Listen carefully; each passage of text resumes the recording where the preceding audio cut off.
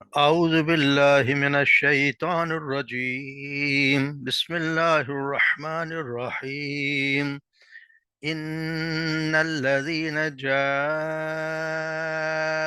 بالأفك أصبة منكم لا تحسبوه شرا لكم بل هو خير لكم لكل امرئ منهم ما اكتسب من الإثم والذي تولى كبره منهم له عذاب عظيم صدق اللہ العظیم۔ ان الذین جاؤ بالافک، بے شک وہ لوگ جو جھوٹ یعنی جاؤ کا بالافک، افک کہتے ہیں جھوٹ کو، عصبتن وہ جتھا ہے تمہیں، منکم تمہیں میں سے، لا تحسبوہ شر لکم، نہ تم گمان کرو اسے اپنے لیے کوئی بری چیز، تو اپنے لیے برا گمان نہ کرو، بل ہوا خیر لکم، بلکہ وہ تمہارے لیے بہتر ہے، لکل امرم، لامرم ہر ایک کے لیے یا ہر شخص کے لیے، منہم ان میں سے، مکتسبہ جو اس نے کمایا، یعنی جو اس نے حصہ لیا، جو اس نے گناہ کمایا، والذی من الاسم، جو اس میں گناہ میں جائے، اس نے جو گناہ کمایا اس میں سے حصہ ہے، والذی اور وہ شخص، تولا جو اس کے ذمہ دار ہے، تولا ذمہ دار بنا، کبرہ یعنی اس کے بڑے حصے کا، منہم ان میں سے، لہو عذاب عظیم تو اس کے لیے بہت بڑا عذاب ہے۔ یہ ہم دیکھتے ہیں کہ بہت ہی بڑی آیت ہے یہ، یہی وہ اصل میں اف کہتے ہیں، اف کہتے ہیں کہ کسی کو، کسی پہ چیز کو وجہ کا معنی، کسی بات کو الٹ دینا، حقیقت کے خلاف کچھ سے کچھ بنا دینا۔ تو یہاں اللہ تعالیٰ ہی اگر اس کو اف کے لفظ سے تعبیر کریں تو پھر اس کا مطلب یہ ہے کہ اللہ نے اس کے الزام کی مکمل یہ تردید ہے، اور اسی مفہوم کے اعتبار سے یہ بات، یہ لفظ قطعی جھوٹ اور افطرا کے معنی بولا جاتا ہے، اور اگر یہ کسی الزام کے لیے بولا جائے تو اس کے معنی سراسر بہتان کے ہیں۔ تو یہ یہاں سے وہ واقعہ، یہ اس واقعے کا کلام شروع ہوتا ہے جو اس کے اس صورت کے نزول کا سبب بنا ہے، یعنی یہ واقعہ اس وقت جو ہے یہ اصل میں تو یہی بنا ہے، اس کی وجہ سے ہی تو یہ صورت نازل ہوئی ہے۔ ان الذین جاؤ، بے شک وہ لوگ جو آئے افک، جو افک لے کے آئے، بہتان لگایا، اسوۃ منکم، تو ہم یہاں پہ ادھر اس کے متعلق پڑھ لیتے ہیں واقع افک جو ہے، جس کا یہ ضروری ہے، اس کے متعلق ہمیں اس کا معلوم ہونا ہے کہ کیا کچھ تھا، اور کس طرح ان منافقین نے اللہ تبارک و تعالیٰ کے رسول کو کس طرح اذیتیں دیں، اور کتنی مشکل ہوئی، ایک مہینہ تک کیا کچھ ہوتا رہا۔ تو یہ واقعہ، تو یہ اس میں اصل میں سید عائشہ صدیقہ سے ہی مروی ہے، صحیح بخاری میں تو انہی کے زبانی میں سنتے ہیں۔ تو سید عائشہ صدیقہ بیان کرتے ہیں کہ آپ صلی اللہ علیہ وسلم کا ایک دستور تھا کہ جب بھی آپ کسی سفر میں جاتے اپنی بیویوں کے درمیان قرہ ڈالتے، اور جس کا نام نکلتا اسے سفر میں لے جاتے تھے۔ حسب معمول ایک مرتبہ ایک لڑائی سے قبل انہوں نے ہمارے درمیان قرہ ڈالا، یہ بنی ہم پڑھا ہے کہ یہ بنی مصری، یعنی کہ وہ اس کے بعد یہ مسئلہ ہوا ہے، اس پہ سفر میں ساتھ لیتا آپ صلی اللہ علیہ وسلم، ان کو قرہ ڈالا تو ان کا نام نکل آیا، تو میں آپ صلی اللہ علیہ وسلم کے ساتھ چلی گئی۔ اس وقت پردے کا حکم نازل ہو چکا تھا، یعنی پردے کا حکم آ چکا تھا، چنانچہ مجھے ایک ہودج میں بٹھا کر، اونٹ پر، یعنی کہ ایک وہ جو کہتے ہیں جیسے ہمارے یہاں دلہن کو بٹھاتے ہیں اس طرح، جس طرح اس میں بٹھا کے ان کو اونٹ پہ چڑھا دیا جاتا تھا، اور اسی طرح اتار لیا جاتا تھا۔ بہرحال ہم اسی طرح سفر کرتے رہے، جب اس جہاز سے ہم لوٹے اور ہم مدینہ کے نزدیک پہنچے تو ایک رات آپ نے بعد از قیام کے کوچ کے لیے اعلان فرما دیا۔ سو جب کوچ کے لیے پکارا گیا تو میں بھی اٹھی اور حاجت کے لیے چلی گئی، اور لشکر سے دور نکل گئی۔ جب حاجت سے فارغ ہوئے اپنی جگہ آئی تو اب جو میں نے اپنے سینے پر ہاتھ رکھا تو معلوم ہوا کہ میرا ہار تو ٹوٹ کر گر گیا ہے۔ پھر میں لوٹی اور ہار ڈھونڈنے لگ گئی، اسے ڈھونڈنے مجھے دیر ہو گئی، ادھر کچھ وہ لوگ جو میرا ہودج اٹھایا کرتے تھے وہ آگے، اور وہ سمجھے کہ میں ہودج میں بیٹھی ہوئی ہوں، سو انہوں نے ہودج اٹھا کے میرے اونٹ پر رکھ دیا جس میں سوار ہوا کرتی تھی۔ اس زمانے میں عورتیں ہلکی پھلکی ہوا کرتی تھیں، سارا ذرا سا کھانا کھاتی تھی، اور موٹے اور کوئی گوشت بھی ان پر جسم پہ نہیں ہوتا تھا۔ اسی سے ہودج اٹھانے والوں نے ہودج اٹھایا تو انہیں یہ اس کو بالکل ہلکا محسوس نہیں کیا۔ دوسرا میں اس وقت بھی ایک کم سن لڑکی تھی، غرض یہ کہ انہوں نے اونٹ کو اٹھایا اور روانہ ہو گئے۔ جب سارا لشکر وہاں سے چلا گیا، اس وقت میرا ہار مجھے ملا اور میں پڑاؤ کی جگہ آئی تو کیا دیکھتا ہوں کہ وہاں تو نہ کوئی بات کرنے والا ہے اور نہ کوئی جواب دینے والا، یعنی کہ سب چلے گئے۔ آخر مجبور ہو کر میں اس مقام پہ چلی گئی جہاں میں ٹھہری تھی۔ میں نے سوچا کہ جب قافلے والے مجھے ہودج میں نہیں پائیں گے تو یہیں ڈھونڈتے ڈھونڈتے آئیں گے۔ سناچار میں اسی جگہ بیٹھی تھی کہ پھر میری آنکھ لگی اور میں سو گئی۔ تو ایک شخص تھا صفوان بن معطل سلمی رضی اللہ تعالیٰ عنہ، ان کو ان کی ڈیوٹی تھی کہ اتفاقاً اگر کوئی چیز پیچھے رہ جائے تو اس کے اٹھانے کے لیے ان کی یہ ڈیوٹی تھی۔ وہ لشکر کے پیچھے رہا کرتے تھے۔ جو میرے جگہ آئے تو اس نے دیکھا کہ کوئی شخص سو رہا ہے۔ پھر قریب آتے انہوں نے مجھے پہچان لیا، اور کیونکہ پردے کا حکم اترنے سے پہلے اس نے مجھے دیکھا تھا۔ اب اندازہ لگائیں کہ وہ کہہ رہی ہیں عائشہ صدیقہ کہ پردے کے حکم سے پہلے انہوں نے مجھے دیکھا تھا، اس لیے پہچان لیا، یعنی کہ چہرے کا پردہ بھی آپ کیا کرتی تھی۔ چنانچہ اب آپ نے مجھے پہچان کر انا للہ و انا الیہ راجعون پڑھا تو میری آنکھ کھل گئی۔ میں نے فوراً چادر سے اپنا منہ چھپا لیا۔ اللہ کی قسم، نہ ہم دونوں نے کوئی بات کی اور نہ میں نے اس کی کوئی بات سنی سوائے انا للہ و انا الیہ راجعون کے۔ اس کے بعد انہوں نے اپنا اونٹ بٹھا دیا اور میں اونٹ پر سوار ہو گئی، اور میں اونٹ کو آگے سے پکڑے وہ اونٹ کو آگے سے پکڑے ہوئے چلتے رہے، یہاں تک کہ ہم دونوں سخت گرمی کے وقت ٹھیک دوپہر لشکر میں پہنچے۔ اس وقت لشکر کے لوگ آرام سے پڑاؤ کیے ہوئے تھے۔ پھر جو لوگ تباہ ہونے والے تھے وہ تباہ ہوئے، اور اس طوفان اٹھانے والوں کا سرغنہ عبداللہ بن ابی تھا۔ سیدہ عائشہ بیان کرتی ہیں کہ میں سفر سے مدینہ آئی تو بیمار ہو گئی، اور 1 مہینے تک کی بیماری چلتی رہی۔ ادھر لوگوں کے تہمت لگانے والوں کی باتوں کا چرچا تھا، تاہم مجھے کچھ بھی معلوم نہ ہوا۔ ذرا سا شک مجھے اس وجہ سے ہوتا تھا کہ جیسی شفقت رسول اللہ صلی اللہ علیہ وسلم مجھ پر پہلے کیا کرتے تھے، ویسی میں نے اس بیماری میں نہیں پائی۔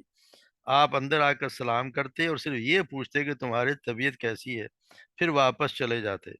اس بات سے مجھے شک ہوتا، لیکن طوفان کی مجھے کوئی خبر نہ تھی۔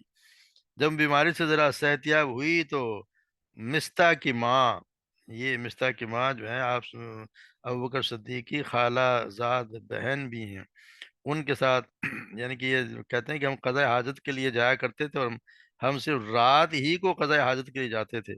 اس زمانے میں ہمارے گھروں کے ساتھ بیت الخلاء نہیں بنے ہوتے، اور ہم اگلے زمانے کے عربوں کی طرح جنگل میں قضاء حاجت کے لیے جایا کرتے تھے۔ تو سیدہ عائشہ صدیقہ کہہ رہی کہ میں ان کی مستہ کی ماں کے ساتھ گئیں۔ تو جب ہم وہاں سے واپس لوٹے اور دونوں قضاء حاجت سے فارغ ہو کر گھر کی طرف آ رہی تھیں کہ اس وقت ان کا پاؤں ان کی چادر میں الجھا اور وہ گر پڑیں اور کہنے لگی مستہ برباد ہو جائے۔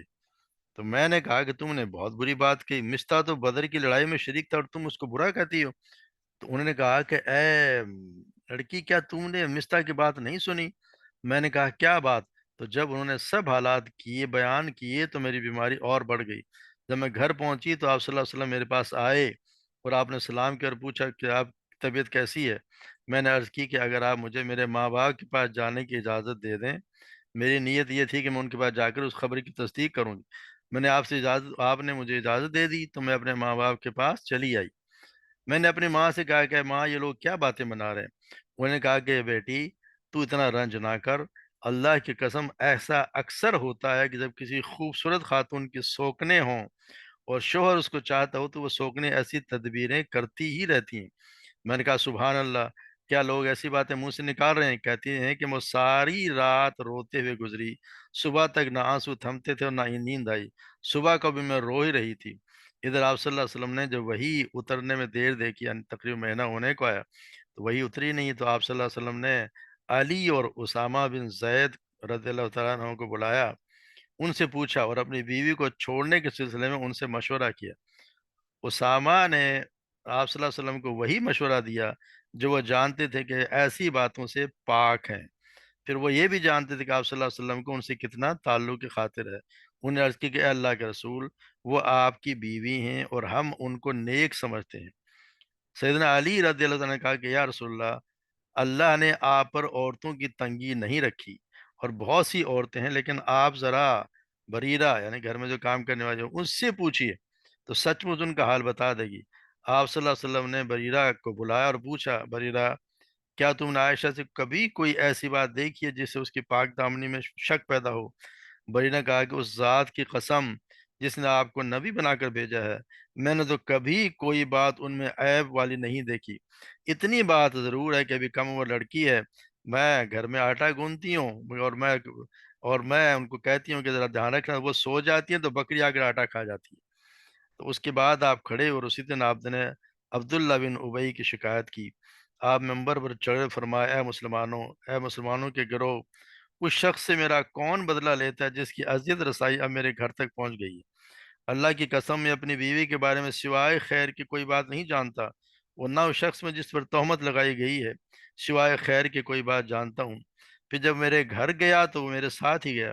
یہ سنتے ہی سعد بن معاذ رضی اللہ تعالیٰ عنہ جو بنی جو قبیلہ اوس کے سردار تھے، کھڑے ہوئے اور کہنے لگے کہ اللہ کے رسول، میں آپ کا بدلہ لیتا ہوں، اگر یہ تہمت لگانے والا میرے قبیلے اوس میں سے ہے تو ابھی اس کی گردن اڑا دوں گا، اور اگر ہمارے بھائی خزرج میں سے ہو تو آپ حکم دیجئے، اور جو آپ حکم دیں گے ہم بجا لائیں گے۔ سید عائشہ کہتی ہیں کہ سن کر سعد بن عبادہ رضی اللہ تعالیٰ عنہ کھڑے ہوئے۔ وہ خزرج کے سردار تھے، اس سے پہلے وہ نیک آدمی تھے، مگر اس کی قوم کی حمیت نے انہیں ابھارا۔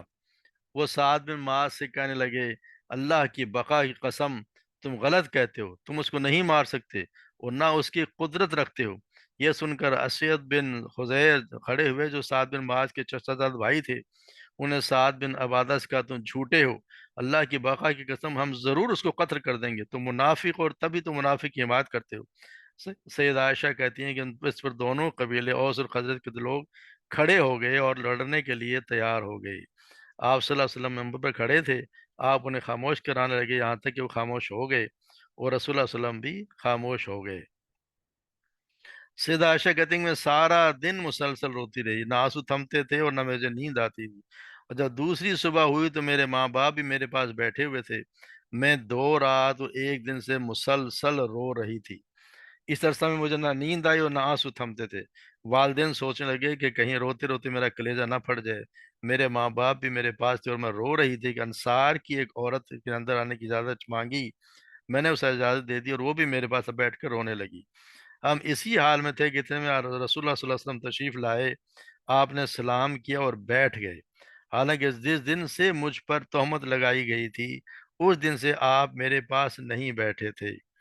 تہمت کے بعد 1 مہینہ تک آپ نے انتظار کیا کہ میرے مال میں کوئی وحی آپ پر نازل آئی، آپ پر وحی نازل نہیں آئی تھی۔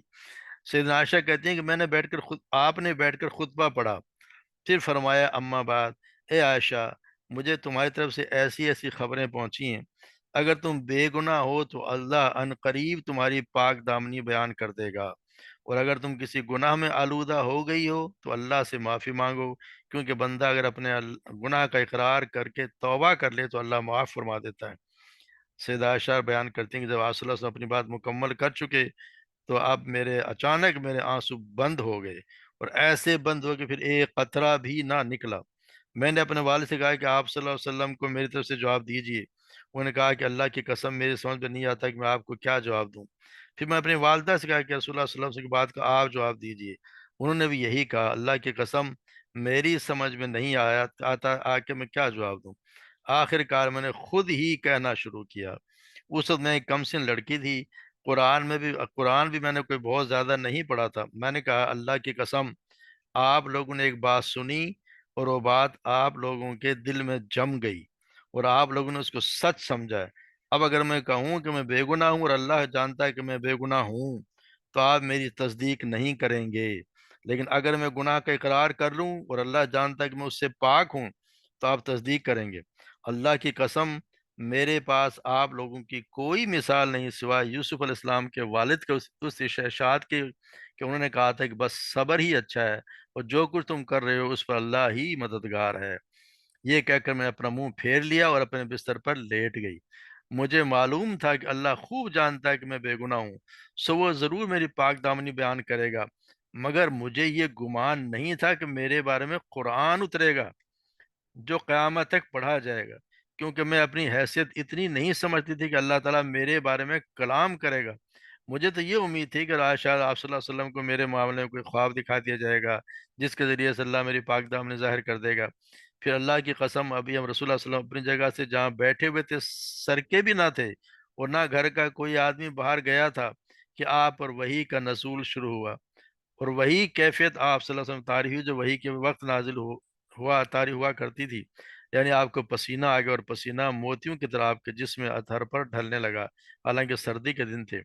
یہ کیفیت آپ پر اس وحی کی شدت کی وجہ سے تاریخ جو آپ پر نازل ہوتی تھی۔ الغرض جب وحی کی حالت موقوف ہو گئی تو آپ مسکرائے، اور پہلی بات جو آپ نے ارشاد فرمائی وہ یہ تھی کہ اے عائشہ، اللہ تعالیٰ نے تمہاری پاک دامنی بیان فرما دی ہے۔ اس وقت میری والدہ کہنے لگی اٹھو، آپ کا شکریہ ادا کرو۔ میں نے کہا اللہ کی قسم، میں تو آپ کا شکریہ ادا نہیں کروں گی، میں تو بس اللہ عز و جل کا شکر ادا کروں گی۔ اللہ تعالیٰ نے میری پاک دامنی کے سلسلے میں 10 آیتیں نازل فرما دیں۔ تو اندازہ لگائیں کہ کتنا مشکل مرحلہ تھا۔ سید عبداللہ بن عباس سید عائشہ سے اس کی آخری بیماری میں عیادت کے لیے تشریف لے گئے اور اندر آنے کی اجازت طلب کی۔ جب آپ اجازت ملی تو فرمانے لگے آپ تو وہ ہیں جو آپ رسول اللہ صلی اللہ علیہ وسلم کی بیوی ہیں، اور آپ کے علاوہ رسول اللہ صلی اللہ علیہ وسلم کی کس نے کسی کنواری عورت سے نکاح نہیں کیا، اور جب آپ کے خلاف منافقین کی طرف سے طوفان کھڑا کیا گیا اور بہتان لگایا کہ تو اللہ نے آسمان سے آپ کی پاک دامنی میں قرآن نازل فرمایا۔ سیدہ عائشہ کہتی ہیں کہ جس شخص نے اس امت کا بڑا بوجھ اٹھایا وہ عبداللہ بن ابئی ابن سلول منافق تھا۔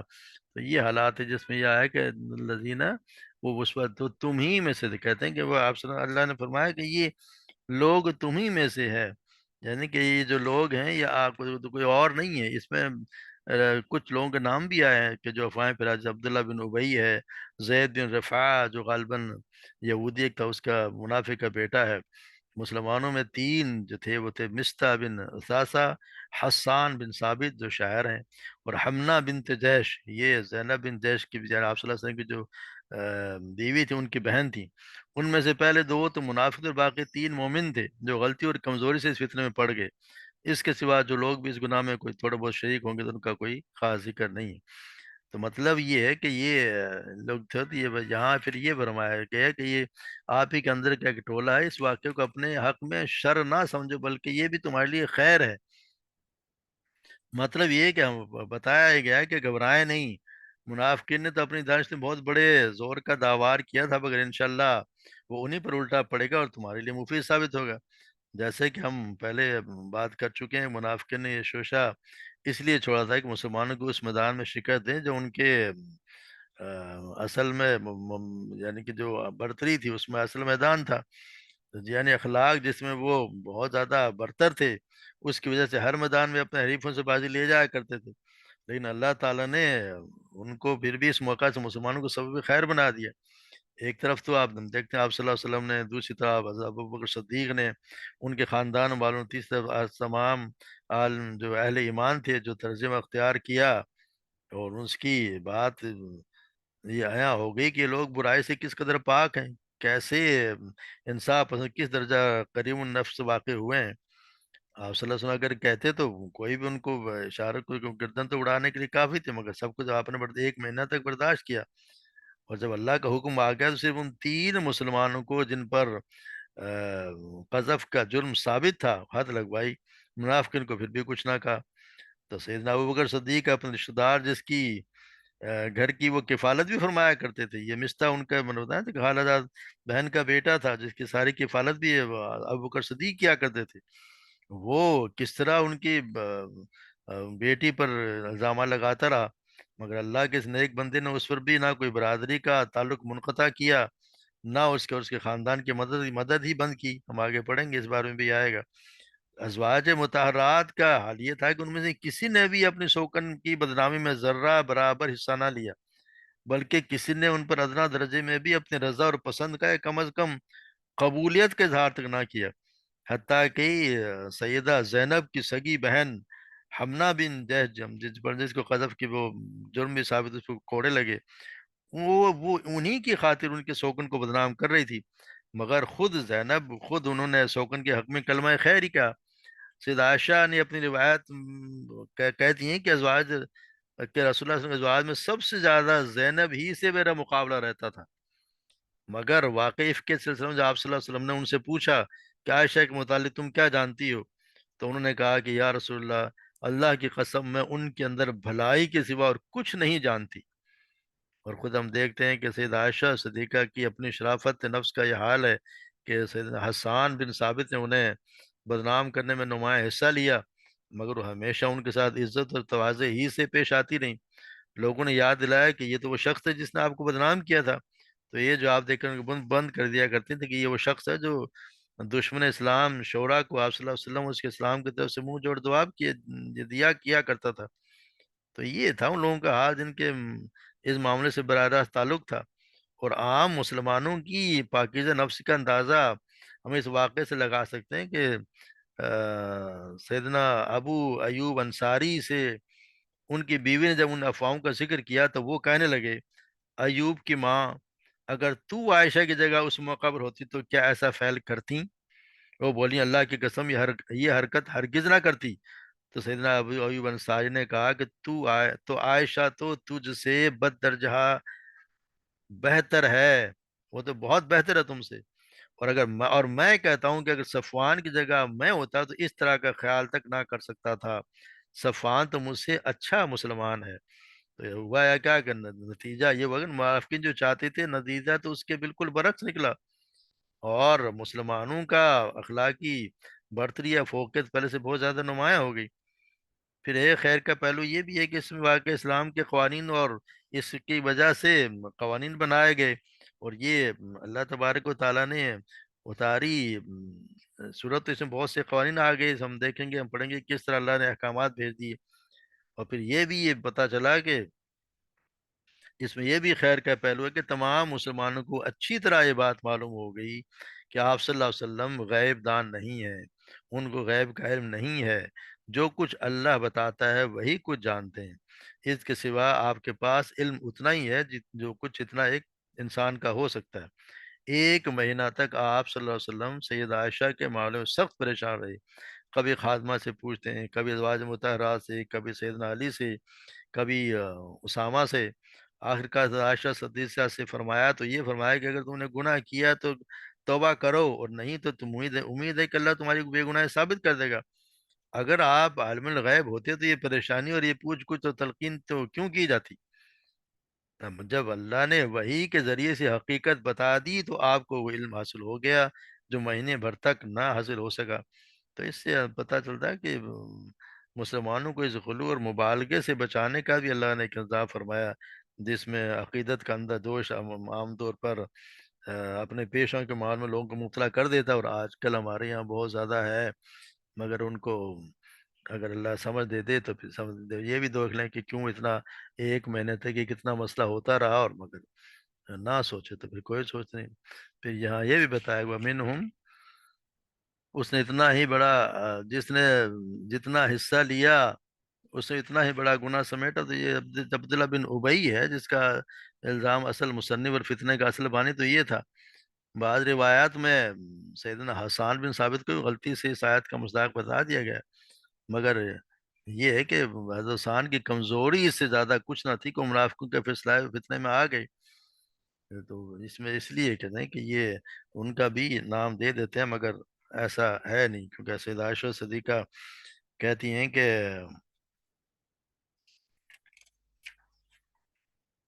مسروق رحم اللہ بیان کرتے ہیں کہ میں سیدہ عائشہ کے پاس تھا تو سیدنا حسان بن ثابت رضی اللہ تعالیٰ نے آپ سے ملاقات کرنے کی اجازت چاہی۔ میں نے عرض کی کہ آپ انہیں بھی اجازت دے دیتی ہیں، حالانکہ انہوں نے بھی آپ پر تہمت لگانے والوں کا ساتھ دیا تھا۔ اس وقت سیدہ عائشہ صدیقہ نے کہا، کیا انہیں اس کی بڑی سزا نہیں ملی؟ سفیان نے کہا کہ ان کا اشارہ ان کے نابینا ہونے کی طرف تھا، یعنی یہ آخری عمر میں سیدنا حسان جو تھے وہ اندھے ہو گئے تھے۔ سیدنا حسان نے اس وقت سیدہ عائشہ کی مدح میں شعر کہے کہ آپ پاک دامن اور بڑی عقل مند ہیں کہ ان کے متعلق کسی کو کوئی شبہ بھی نہ گزرا، وہ غافل پاک دامن عورتوں کا گوشت کھانے سے مکمل پرہیز کرتی ہیں۔ تو سیدہ عائشہ نے فرمایا، لیکن تم نے ایسا نہیں کیا، یعنی کہ وہ دل میں یقینی بات ہے کچھ نہ کچھ تو ضرور ہوتا، مگر پھر بھی وہ انہیں اجازت بھی دیتی تھیں اور کہا کرتی تھیں کہ یہ ایک اسلام کا شاعر ہے اور یہ جواب بھی دیا کرتا ہے۔ تو یہ وہ حالات تھے جن میں یہ صورت نازل ہوئی، اور اتنا بڑا واقعہ جس سے ہمیں سبق حاصل کرنا چاہیے، اور ہم آگے پڑھیں گے کہ اس کے بعد کتنے اللہ تبارک و تعالیٰ نے احکامات اتارے، اور بھی سیدنا ابوبکر صدیق کا کیا رول رہا، آگے کس طرح ان کا رویہ رہا، یہ ہمیں بھی، یہ ہمیں اصل میں تو سبق ہے ہمارے لیے، ایک ایسے حالات اور کوئی یا تمہارے ساتھ کرے تو ہمیں اس کے ساتھ کیا کرنا چاہیے، مگر ہم تو بالکل اس کو مارنے مرنے پر تیار ہو جاتے ہیں۔ اللہ تبارک و تعالی ہمیں صحیح سمجھ عطا فرمائے، اور اس پر عمل کرنے کی توفیق عطا فرمائے۔ وما علینا الا البلاغ۔